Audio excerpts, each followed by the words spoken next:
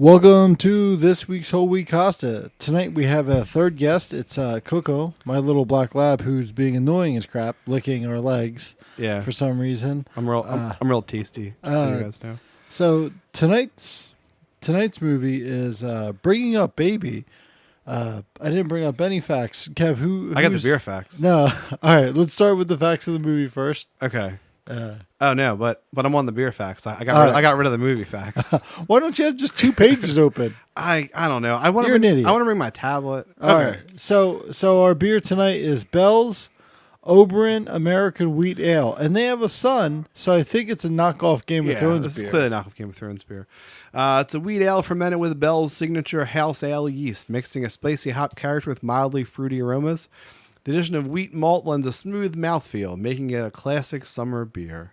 And also, when I typed in the word Bell's, my first autocomplete is Bell's mean surrender ?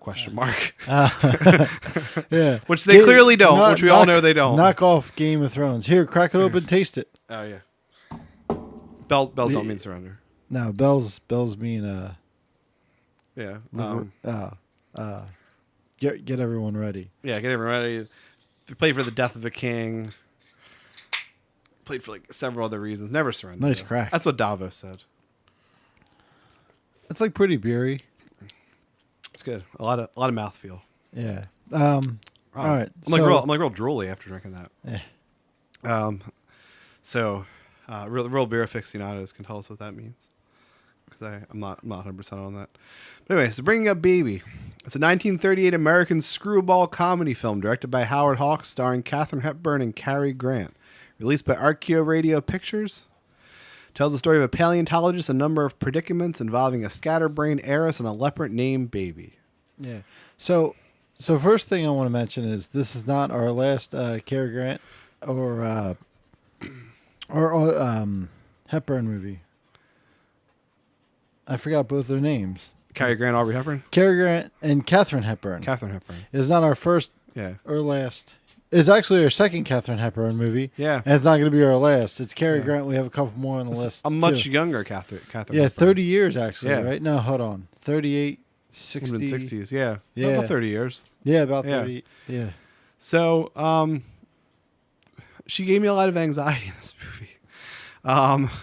I think for this movie, we're going to go down sort of the plot, and sort of talk about the plot points as we go, because this is the first movie I don't have any sort of overarching theme that I want to talk about, or sort of like, for Unforgiven, I had sort of a theory of what the movie meant. I'd had sort of a thesis statement for that.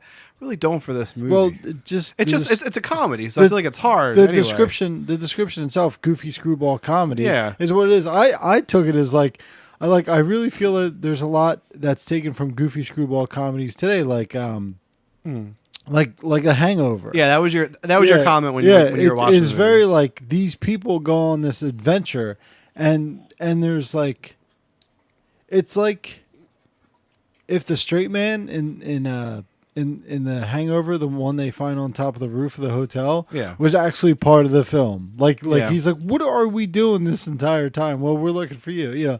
So so essentially the movie starts out about this guy. The doctor. He's a paleontologist. He's also a doctor. Yeah. He's a dinosaur doctor. Doctor Dinosaur. He's getting married. So let's just say the movie starts on a Thursday. Yeah. He's getting married on a Friday at 3. Yeah. We'll start Thursday morning. So basically, the plot of the movie is he's going to speak to this lawyer about getting $1 million grant. And then he bumps into Cary Grant's going to do that. Yeah, he bumps into this heiress who's just like dim-witted and like doesn't understand how the world works, and she like steals his golf ball while he's playing golf with this lawyer. She fills me with anxiety. The whole movie. And then I was so on edge. Then not the first car, but not the last car, but the first car she steals is Cary Grant's car. Yes. And like so it's the second time. So he screws up this meeting with this lawyer. And then the second, so at night he goes to this like black tie dinner to meet up with a lawyer again, and she's there again. I think you just meet him at a bar, but it's just the 1930s, so it looks like that. No, it's a black tie affair. I don't think it's any. I think it's just a bar. No, it's a black tie affair. It's Is a it? black tie dinner. Okay. Yeah, were you watching the movie? Yeah, but It's a black tie. It's black tie dinner. It's the dinner Yeah. that everybody went to. Everybody that's vying for this $1 million grant. Oh, I didn't get that at all. Oh yeah, that's Okay. Yeah, they're going to this dinner. It's a very quick scene, so Yeah. it's irrelevant to the plot. So he's going to meet up, have dinner, and a couple drinks with the lawyer again. Yeah. Then he bumps into the girl, and then like hijinks ensue, I guess. And then they're like, I don't ever want to see you again. Then the very next morning, the day of his wedding, she calls him up and she's like, oh, I have a jaguar or a leopard. Leopard. I have a leopard in my apartment. He's like, what? And he like rushes over there. Oh, the titular baby. Yeah, baby. And then she like tricks him into getting in the car, and they go to like I timed it. Yeah. Regular traffic today. Yeah. We probably do 65. It's an hour and a half drive. Yeah, they were So, near. in the they were 19 near Bridgeport, I think. Yeah, But, in the 1930s, it's like a 5-hour round trip. Yeah. You know, like it's basically like driving it with traffic today. So they get in the car. He tricks her. He's like, I'm getting married. They crash. So why would he go? See, this is my problem with it. Why the fuck did he do anything she wanted him to do? I don't know. I don't understand. So they crash, right? Into a chicken truck. They crash into a chicken truck, and then the leopard eats all the chickens. Then she makes him pay for all the chickens. Then they get there, and he's and like, 2 ducks and a couple geese that were like swans Yeah. or $150. Then he gets there, and then he goes. They go to her house, and he's like, "Do you have a place to shower?" And she's like, "Yeah." And then she takes his clothes, gives it to the maid. It's like, I can press his clothes here, and she's like, "No, just send it out." He wants her to stay there, Yeah. and like basically, like she's fallen in love. She's fallen in love at this point, and I'm going to find the exact line. Yeah. So he gets there, and now his clothes are there. He's like, look, I'm getting married at 3. Like, I have to head back. I need my clothes. And so he puts on like a robe.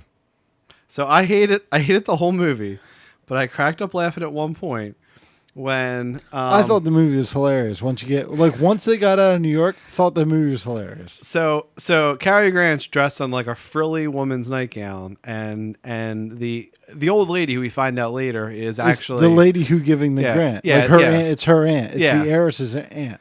So she comes in, and he's like, and she asks him who he is. Like, I don't even know anymore. And then she's asked him about what he's wearing. And he goes, because I just went gay all of a sudden, and then jumps up and like clicks his heels. Yeah. And it was just so out of nowhere, because to this point, and honestly, and from there on, he just plays the straight man and is kind of boring and annoying. But the line was so out of nowhere. And well, after the synopsis, that's the first thing I want to talk about, because it actually was an important historical plot. Well, we're point. not done with the So synopsis I know, yet. yeah. So anyway, they get to the aunt. A bunch of other weird things happen. He has to wear these clothes. There's a dog involved. They lose the George. dog. George. Oh, so he's a paleontologist. So he has his bone.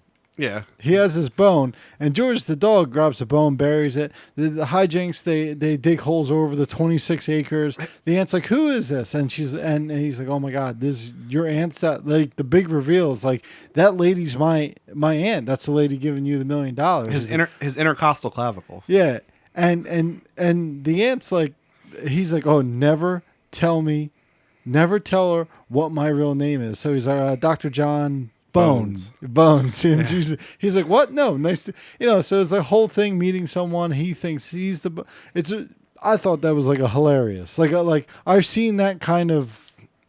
I was so anxious by that point I couldn't find anything funny. Well, I've seen that before, but like this is like one of the first times like I think it's ever been like on film, like maybe that. the originator. Yeah, it's so long story short, they stay till like 8. The leopard gets free. They have to go track down the leopard. They call the zoo. They're trying to kill a different leopard from a zoo because the leopard's attacking. They let the evil leopard circus. They let the evil leopard out. So now there's 2 leopards. They have to find the dog so the evil leopard doesn't eat the dog. Which also there's another funny line when they're still in New York where she's like, likes dog, and they like close up. They're like, does that mean he likes dogs or likes to eat dogs? Or like, I don't know. Like that's a hilarious line. That was kind of funny. Yeah, but so and then like they all get locked up, and then the aunt comes down. And then our feed kind of froze at that point. yeah, but long story short, he doesn't get married. They fall in love. She destroys the dinosaur. But there is a great line in it where, like, so when him and her get locked up, right? Yeah. And she's like, just call my aunt. And the aunt's like, they're in bed. So like the aunt finds out he's not in his bed. So she comes down and then the inspector, the constable's on the phone with the maid, like, oh, is she there? It's like, oh, she's in bed. She and the constable's like, look, I'm just trying to get this old battle axe to shut up. And I was like, I haven't heard battle axe in such a long time. Yeah. And I'm like, in my relationship, I think I might use that term battle axe. Like, I'm just trying to make this old battle axe happy. So I think like the comedy and everything's definitely dated. Yeah. But I thought, like, once you get out of New York, right? Once she just stops, like, they really like front load her being like a dimwitted, like, doesn't care about anything. They front load it. Yeah. But I think throughout the movie it like calms down to her being like a more of a normalized person when she gets like to Connecticut. Yeah. So I think it like slows that down. So like I started hating the movie less, and I thought like the whole thing was just like funny, just ridiculous funny. Like, it was if you think about the time, 1938, Hitler's on the loose. Yeah, it's pretty much got Hitler. You got the Great Depression. Yeah. Hilarious time. Yeah. So I think it's just a lighthearted movie that people wanted to make. Yeah, but nobody wanted to see it because it bombed when it came out. It bombed when it came out, and people in New York were like, Katharine Hepburn is movie poison. Mm-hmm. So they called her poison because like the two movies before that bombed. Yeah. And she didn't actually get her big break until the Philadelphia Story, which is also on the list, in 1940, 2 years later. And that's when this movie came back. Yeah. This movie was over budget. It just made its box office back barely. But it started picking up steam when they started playing it on television. Yeah. Yeah, and after it was re-released after Katharine Hepburn had that bigger hit a couple years later. Some of the production stuff's interesting. Like, so apparently part of the reason why it went over budget, actually a couple of things. One, it took them months to get the license for the song they use in the movie, that something baby song that they sang throughout the movie. They eventually had to pay $1,000 for the licensing fee to use the movie. I thought that was funny that she would just break out into song like it's like Eris is today, like a very disconnected from the real world. Like, this guy's getting like married tomorrow, and she's like, oh, I don't care. Like it doesn't affect me. So Jay didn't want to talk about this, but so I made a joke yesterday because I tried to look up information about bringing up baby.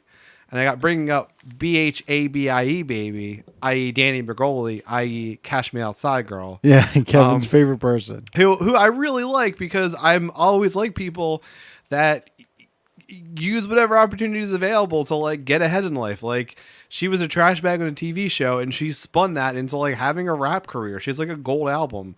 She's had like multiple like, you know, Billboard songs. Like, I mean, her music's trash. I listened to a couple of her songs. She's just it's just mumble rap. It's terrible, but she's made a ton of money, and I think that's super impressive. And she has a Snapchat documentary series called "Bringing Up Baby," BHABIE baby. And so I watched about 20 minutes of that last night after I finished watching this movie.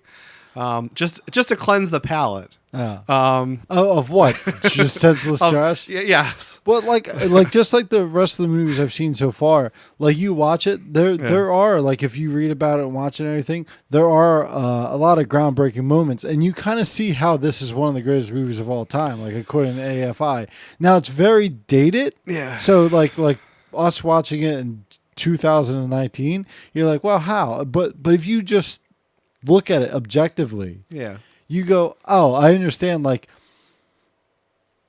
you think that slapstick goofball comedy was invented in the 70s with Leslie Nielsen. It wasn't. It was in the 30s. I mean, it was the Marx Brothers. Yeah, there's the 20s. There's the Marx Brothers with this silent films, and and they're silent bullshit. Who's the other guy I can't think of his name right now, but he was like from the 20s and 30s, silent film era guy. I'll think of it. Groucho Marx. No, that's Harpo still Marx. Marx. No, just they're not Marx Brothers. Yeah. But talk about your gay thing. Oh, well, this is pretty interesting. So apparently the gay line was actually pretty important, besides being the only funny line in the movie, because it was out of nowhere. Oh my God, you had just mentioned that another line was funny. The only line that made me laugh out loud. That line made me laugh out loud. But Buster Keaton, Charlie Chaplin. okay, Buster Keaton. So they this article says it was debated by some whether Bringing Up Baby is the first fictional work, apart from pornography, to use the word gay in a homosexual context. And again, they reference, he's wearing this negligee, they say in the article. When he's asked why, he replies exasperatedly, because I just went gay all of a sudden, leaping in the air at the word gay. Yeah. As the term gay did not become familiar to the general public until the Stonewall riots in 1969, which I think we just had the anniversary of recently. Yeah, and what's it called? Gay was very just use it as happy. So it's debated whether they meant it as happy or whether it was supposed to be an intentional reference to homosexuality. I think it was intentional. In 2019, it feels like it was definitely an intentional reference. But what they're saying here is that people didn't commonly use that word then. But then apparently, the sort of circles, the Hollywood circles, would have known what it meant, essentially. Like they would have used it that way, is what this is saying. But apparently, not only that, but this was, and it makes more sense in that context because this wasn't the line he was supposed to say. Cary Grant actually ad-libbed this line. I felt like he was mad. Yeah, but apparently there's a 1933 film where they had a line about this, but the studio made them take it out. They said it was too risque. And then there was a scene where in 1934 film where they refer to a floral pattern as a bit too gay, so I guess that maybe was actually in that movie.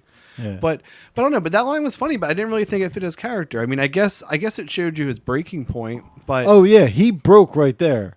But he went from he went to Connecticut because he went to her apartment scared for her. He cared about her, and then he was scared of the jaguar. Leopard. Yeah. He was scared of that and got in the car for some reason. Yeah. He's like, I'm not taking care of it. It was just a stupid point. It's a plot point to get him into the car, get him to Connecticut. But he's so pissed off that he's moving.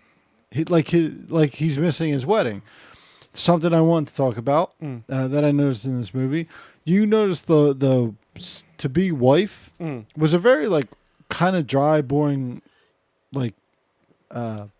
person. She's like, we're getting married, and he's like, well, what about kids? He's like, no, we're gonna focus on your career as a paleontologist. And he goes well, what about honeymoon? She's like, no, we're too busy for a honeymoon. It's like everybody gets married a honeymoon. Yeah. And I'm watching it with Rachel, and we're like, I hope he, after 20 minutes after we meet our character, I can't think of her name either. Katharine Hepburn's character.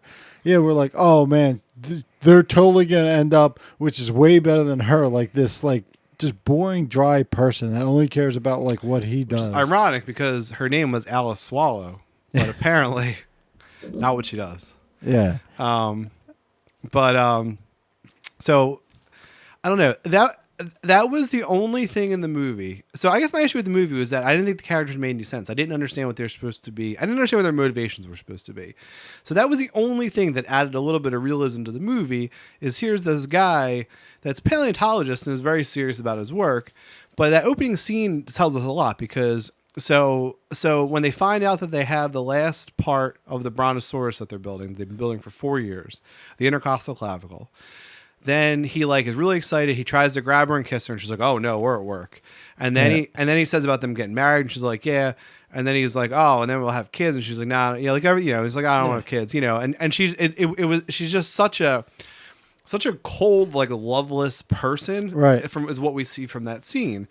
So that's the only thing that points to why he would fall in with Katharine Hepburn's character because she's so different than that, and he seems like somebody that is again serious about his work, but that wants a passionate relationship, and he he doesn't wants have passion. that. Yeah, he wants Yeah. a family. He wants like he's very serious about his work, but he also wants a family. He he wants. It seems to me like he wants to work his 9 to 5. Yeah. and then a 501. Like he's like, all right, time for kids and having funny and Yeah. like.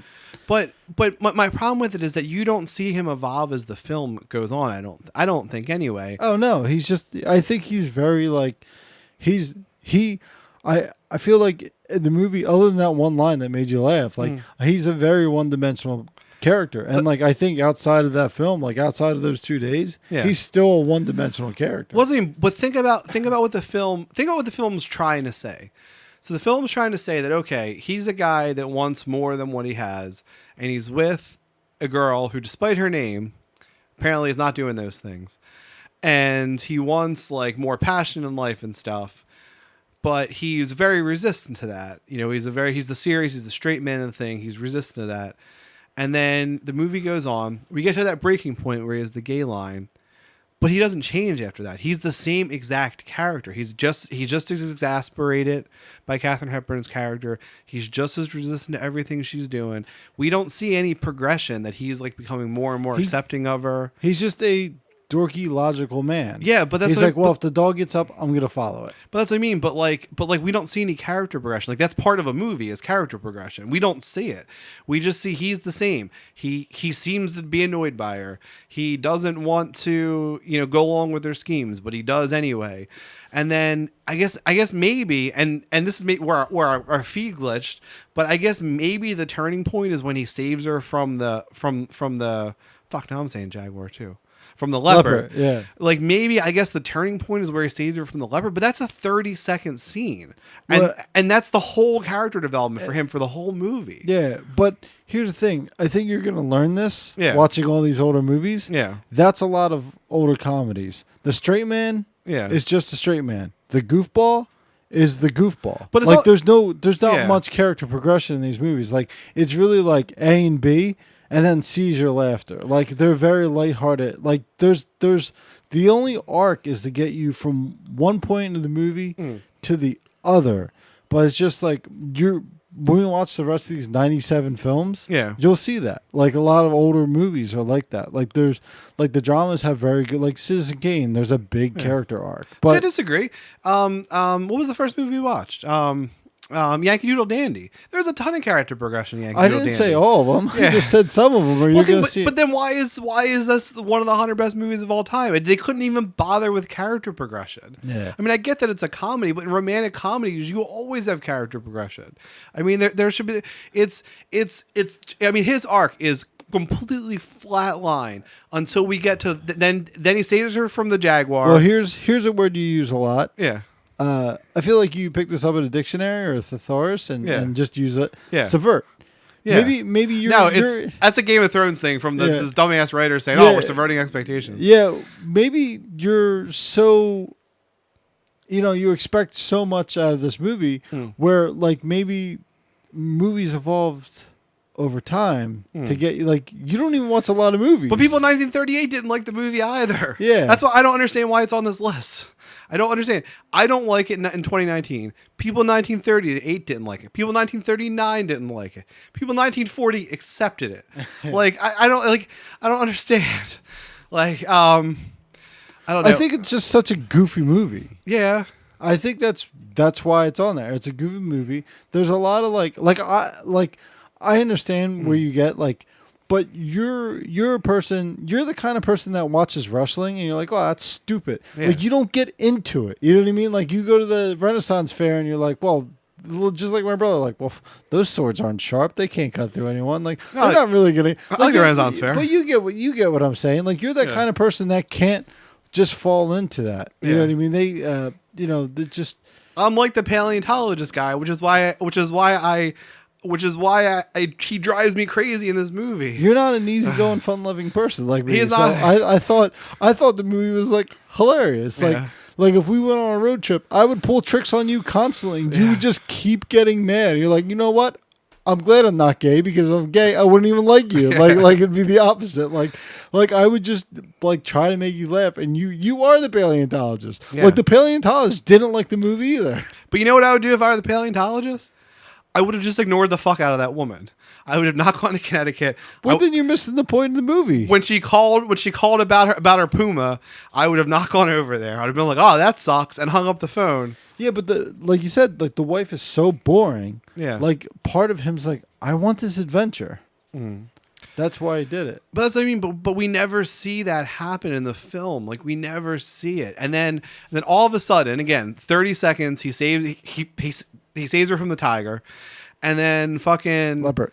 and then fucking like then they get out of jail, and then he just like She tricks her way out of jail. yeah. And then he's standing on the brontosaurus, and she brings back his intercostal clavicle, and then he just exclaims like, "Oh, they were the best days of my life!" Like, well, you didn't show us that. Like it's the whole show don't tell thing. They never fucking showed us that he was having any fun whatsoever. And now, as the closing credits come up, you're going to tell us that he had a great time. Like that's bullshit. You didn't. That was not in the movie. Yeah, maybe it doesn't have to be. I don't know. I think you're just mad over nothing. I don't think you're taking it as a goofball comedy. I think you're like I want to see the best movie of all time. I don't laugh. Yeah. You don't you take everything so serious. Yes. I don't know why. Like you have to watch some of these movies like not take it serious. Like you're not going to get a point out of it. Every movie has a point. This point is that there's no character arc. No, maybe the movie doesn't have a point. Maybe it's just supposed to make you laugh. Maybe. And you can't say, well, it didn't make me laugh. It wasn't funny. He was You 8 were years around old. in 1938, Yeah. you know, like that. Well, people in that 1938 didn't think it was funny either. nah, I think they just didn't like Katharine Hepburn. Yeah. Because she had bomb after bomb. And people were like, I'm not going to go see it. Because, like, as you could, you read the articles, like, the people like badmouth it. Like, she's poisoned. Don't go see this movie. But then, like, it did pick up steam eventually. Like, people liked it. I also didn't understand her character either. Like, is she supposed to be dumb? Is she supposed to be conniving? Is she supposed to be crazy? Like, I mean, like she's like pathologically crazy in some way. She's like the Alan in The Hangover. Yeah, She's just naive. I never saw The Hangover. Oh my Jesus Christ! Jesus Christ! That's probably why you don't like this movie. Yeah, it's just she's ignorant to the world. She's naive. She doesn't understand how the world works. She's just a rich heiress. I don't know, because then other times she's like clearly being manipulative. So like I didn't say she was dumb. Yeah, I just said she's naive, and if she wants something, she knows how to do it. Like I read it as like she's like pathologically like. Have you seen The Dark Knight? Yeah, with the Joker. Yeah, she's like lawful good Joker. Yeah. Well, see, that's a problem. That's like she can't exist in society. Like she's going to like get killed one day, or like get him really in trouble or something. No, here's the thing. She's so rich, she can exist in that high society. Yeah. There's different rules for rich people. I don't know. I mean, like, because like the way the aunt talked about her, I mean, she was talking about her like she's like legit crazy. Like she should be in a mental institution. And, and that's the impression I got from her. There's different rules for rich people. You could say what you want. Yeah, but you could say what you want. Yeah. And you could do what you want. And then people in the same status that you go, you're crazy. Well, you don't know what that person can do for you as a paleontologist that needs $1 million grant. Maybe you just play into it so you can get that grant. I mean, realistically, she's going to ruin his career, ruin his life. Either he's going to end up in jail or she's going to end up in jail. Or one of them going to end up dead. Like, she's, absolutely. Like, she's not... See, this is my issue with the movie. I didn't find her fun and quirky. Like she wasn't like she's like over the top. Yeah, she wasn't like what's that? Like a manic pixie dream girl. Like she wasn't that. She was a fucking psychopath. Like she stole a car. Yeah, she stole his car. First stole his golf ball. Stole his car, crashed into 2 other cars. Yeah, while crashing his car into a tree. So she destroyed 3 cars.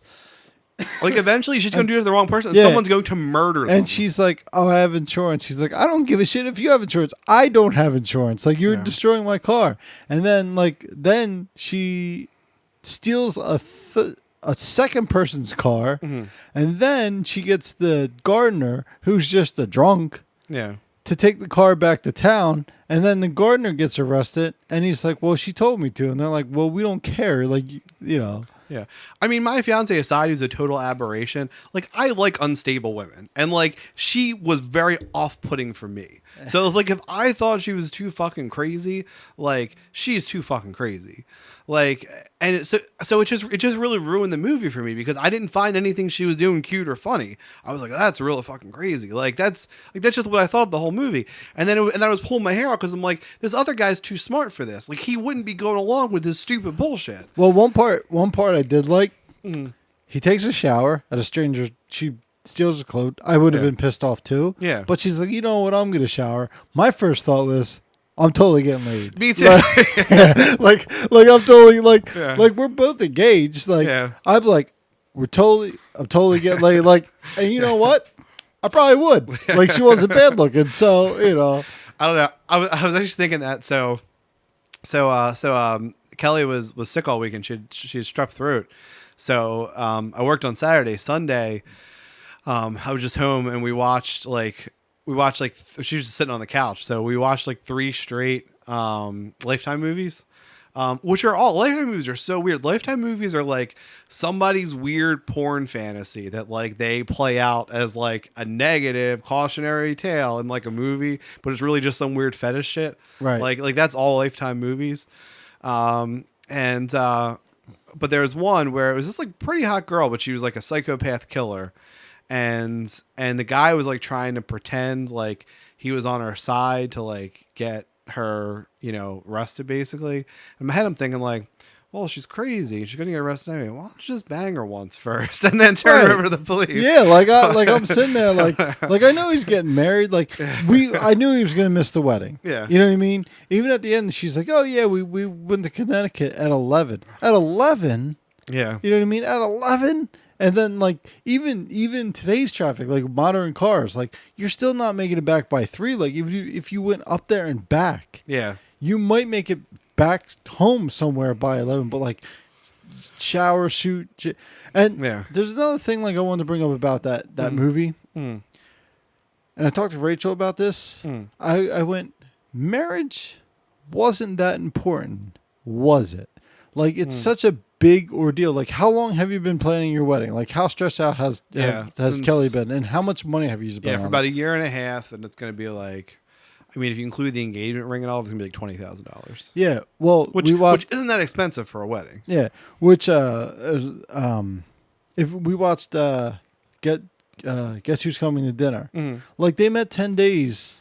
And they're like, we're getting married. You know what I mean? And then this movie, he's getting married. It's like, it's basically like going to Applebee's to him. He's like, I'm getting married at 3 p.m. on a Friday. Yeah. And then she goes, she's like, I'm going to marry him. He just doesn't know it yet. Like, I guess marriage meant nothing. Yeah. I mean, the marriage itself. But the actual wedding. Sorry. Yeah. The wedding meant nothing. It's like the marriage meant, like it's like it is today, like social status, like not having sex before marriage was like way bigger in the 30s. Yeah, unless you would have banged her in the shower. Yeah, I would have. That was the best part of the movie. I was like, oh, come on, dude! Like, turn this into a PG movie into an R, like right now. Yeah, but like it's just so, like the actual wedding and ceremony and everything must have been so inconsequential as it is today, because like so far 2 movies have talked about weddings and they're like, yeah, we're just gonna get married. Like it's not even a big deal. Yeah, and then I talked to Rachel about it, and she's like, oh yeah, it wasn't about that. Like before the 20s there wasn't even diamond rings. Yeah, that was all marketing bullshit from the diamond makers. So it like pisses me off a little bit. Yeah, it's a lot of money.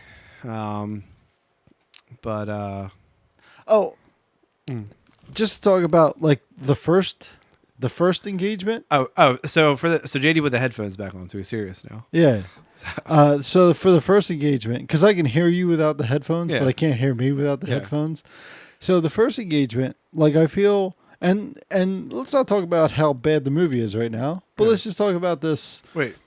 Your first engagement, my first engagement, or the movie's first The engagement? movie's first engagement. Yeah. Because there's many engagements Yeah, altogether. let's do better. But let's talk about this real quick. That you've talked about you doing the next step, and like That's when totally I- what they're doing in this movie. Yeah, when I got married, I wanted to do it. Like I wanted to have kids. You know what I mean? Yeah. Like I wanted there to be something where like he's with this girl and they're getting engaged. They're just going through the motions. And when I saw that like towards the end of it, I thought about you and I was like, oh, they're just going through the motions. Like she's a total disaster for him. Like Katharine Hepburn's Yeah. like a total disaster. And this new one, like they'd be together forever, but they wouldn't be happy. Yeah. You know, like he wants kids and a honeymoon and everything. Like they're just like both are just a total disaster. They need that guy needs somebody in between those two. One that like takes life serious, but also is fun loving from 5 to 7 a.m. or whatever. Yeah. Yeah. No, totally. Yeah. That's what, I kind of had that thought too. Yeah. Cause that was my first marriage was, it was a long, dating for a long time, then a long engagement. And then it was just like, there really wasn't much love by the time the marriage part actually happened. So, I think you need some momentum going in, to carry you through the next 50 years, and if you don't have that, if you sort of start at a standstill, I don't think it goes very far. Which is totally what would have happened if he got married in the movie, and at that point, I guess to me, I don't know if divorce was still taboo enough. He just would have stayed in that marriage and basically work would have been his entire life. And then he would have died eventually, but at least he would have lived a long life versus with Katharine Hepburn, he's going to die in the next 2 to 3 years. Yeah, he's going to be living in his car. But Yeah. I think divorce is one of those things where there's still actually kind of a taboo on divorce now. But I mean, like it has dwindled. Like False. Yeah. What are you talking about? No taboo. Okay. Well, you talk to my neighbors and then That's why I have all these friends. yeah. You're being Yeah. you're being Yeah. okay. Yeah. There's definitely a taboo on divorce now, but I think it's dwindled over the years. Yeah.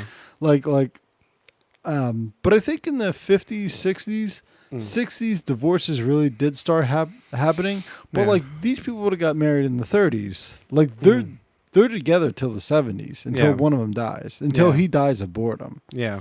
But Until he dies, not getting the V. yeah, pretty much. Like she seemed like kind of the person that like, well, what's sex for? Procreation. Yeah. And you're like, God damn it. That was nice, efficient sex. Yeah.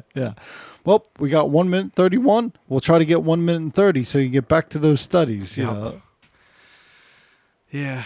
But no, I don't know. Yeah, I just I didn't enjoy the movie. But like I said, I think it was just I just didn't like the characters. Like I feel like if you had the same jokes in a different setting, like especially so I think if either Katharine Hepburn's character had a consistent motivation, which I don't think she had. I think she was 1 minute dumb, 1 minute ditzy, 1 minute conniving, 1 minute just psychotic. So that took me out of it. Or if Cary Grant's character like had any like character arc, 'cause he really didn't. It was like flat. That was the best day I ever had. Like it was out of nowhere. So I think if either of those things didn't exist. Well, I think just to like talk about your point about like they didn't show it in the movie or everything. Yeah. Like, have you ever watched a movie that you were unsure about, and then you wake up? Just any movie. Yeah. You're like, I don't know if I like that. And then the next, like, you think about it all day. And then, like, the next day, you're like, that movie was awesome. Like, Yeah. I love this part. That's not going to happen tomorrow. Yeah. No. I think that's what happened with his day. Like, he was, like, very unsure of himself. And then, like, he thought about it. He's like, that old war axe I was going to marry. Yeah. She's, like, Battle boring and bland. That old battle axe. Yeah. She was boring and bland. Like, you're awesome. But then he doesn't understand the ramifications of dating her. Yeah. That, she because he's kind of naive, Yeah. like in a way, like he's just on the academic side of things, I guess. But yeah, so a funny thing, casting or production wise, I was starting to talk about earlier. The other thing that delayed production was that Katharine Hepburn and Cary Grant found the other so funny that they it would just take them extra long to get through scenes because they would crack up laughing. And I read this little tidbit before we started, but they definitely were the Hollywood elite, where those two are Hollywood elite that when they thought something was funny, they turned around to everyone and went like, guys, wasn't that hilarious? Like everybody would slap their knee. Like, that was great, because those are two people in real life. Those are two people that you go, no matter what they say is funny. They can especially further in their careers, they can make or break you. At that point, though, Katharine Hepburn poisoned. Huh? At that point, Katharine Hepburn poisoned, though. No, she was still a big name. Yeah. So it's like her and Cary Grant, especially throughout the years, they could make or break you. So it's like everyone's kissing their ass. No, but I think the two of them just thought they were funny. Not necessarily everybody else. But, no, that's what I'm saying. Yeah. They thought they were funny, and because of how important they thought how important that other Hollywood people thought they were, that was a great one. You know what I mean? They just play, even if they didn't think it was funny, they just played along because oh man, that Frank Pillbox or whatever the guy's name was, he really left him a joke. He's a good guy. I'm going to put him in the next film. That's what people were worried about. So even if it took 8 hours for one scene, so there was one scene that took 8 hours. It was a scene where Cary Grant asked Katharine Hepburn where his bone is. And it took them apparently from 8 a.m. to 4 p.m. one day to film the scene. Sounds about right. which even today would still be a funny scenario.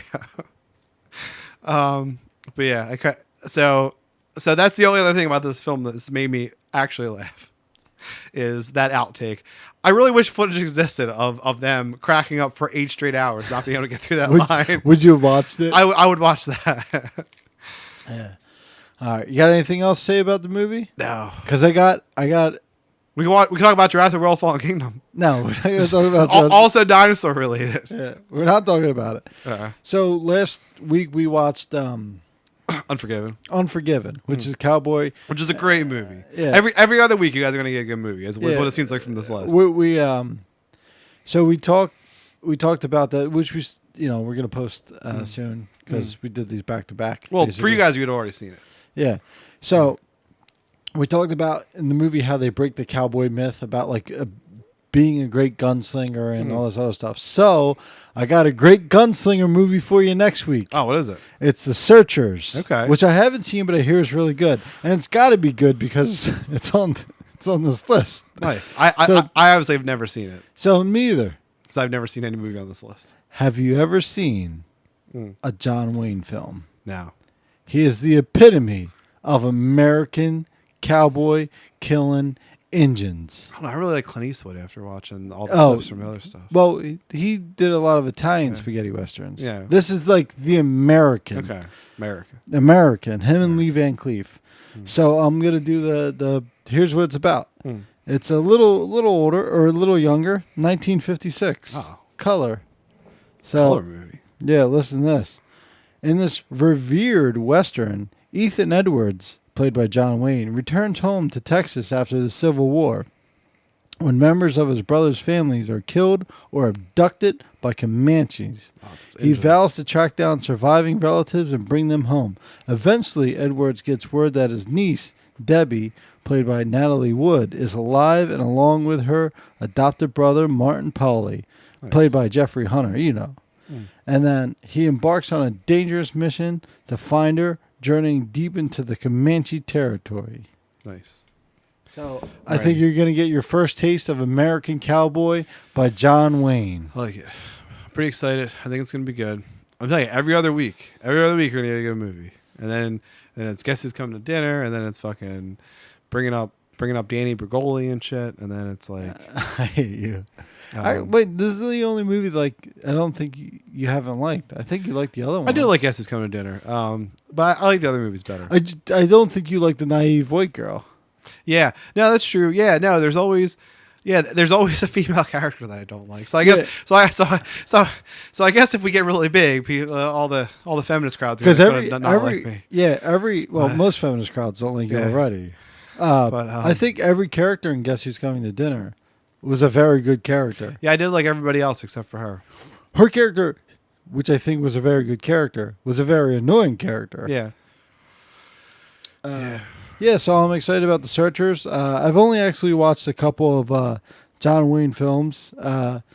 His best is apparently Shane. So let's see if this is on here. I don't think it is. Oh, you got the list in searchable form? Yeah, man. I have a PDF. I found the PDF. I got a PDF. Nice. It is not on here. All right, that's fine. So yeah, we have The Searchers, and then the week after that is Pulp Fiction, Okay. and then Goodfellas. I never seen either of them. They're both good. I actually have both on DVD. Oh, okay. Yeah, so Oh, maybe we can find time to watch them. yeah, but We can watch them Sunday night. So overall, how would you rate this movie? Would if someone wants to watch the grandmother of slapstick goofball, I can't believe you haven't seen. I can't. There's a scene, like part of like the third act. The third act of Hangover? is about Mike Tyson's lion, Yeah. and they kidnap this lion. Yeah. And like they wake up, there's a lion in the hotel room.